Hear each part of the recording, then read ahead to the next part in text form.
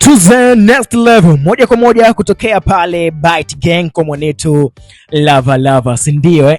Baada ya mjengo, Lava Lava amemake headlines za mitandao ya kijamii na page tofauti katika mtandao wa Instagram, IG. Hii ni baada ya kununua gari mpya kabisa aina ya Jaguar, na yeye mwenyewe ameweza kuthibitisha pale kupitia caption ambayo ameweza kuipost chini, ambayo imeambatana na video clip ile. Sasa maswala yamekuwa mengi, nongo zimeanza huko katika mitandao ya kijamii. Watu wanauliza ya kwamba Mchiza atoe ngoma kitambo sana, tangu atoe ile ni EP ama albamu yake, paka leo na hajawahi kutoa tena ngoma nyingine. Sasa pesa Mitonyo anapatia wapi? Tumeona alitoka kujenga nyumba, kwa mujibu wa Lava Lava anasema kwamba ile ni zawadi ambayo wamewazawadia wazazi wake. For system around hata mwezi hujakata, anakuja na hii hapa. Mwenye anasema kwamba asante Mungu kwa toy hii, kwake yeye anaichukulia ni kama toy. Sasa maswala yamekuwa mengi sana, watu wanataka kujua kwa Lava Lava kwamba pesa anatolea wapi, kwa sababu biashara ya mziki hajaifanya kitambo tangu atoe jambo lake.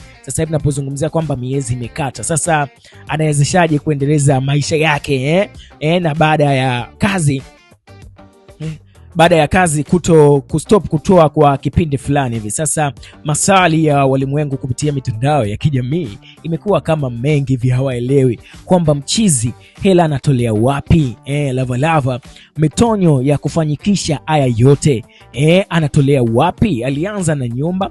System around ongea kwamba tayari New Car in Town Jaguar anamiliki sasa hivi mwanetu kutokea pale Byte Gang Lava Lava. Sasa sisi hatutaji kujua, kwa sababu tunachopenda sisi kuona mafanikio ya wasanii wanazidi ku grow up, wanazidi kupata mafanikio, achievement ndio kitu ambacho sisi wadau wa muziki tunapenda kukiona. Hayo masuala mengine sisi hatuwezi kuyajua. Tunafanyaje sasa hivi? Hakikisha kwamba hapo kuna kikengele chekundu una kitani of kuhakikisha kwamba unapata taarifa zote, yani subscribe. Mimi naitwa Dimswati.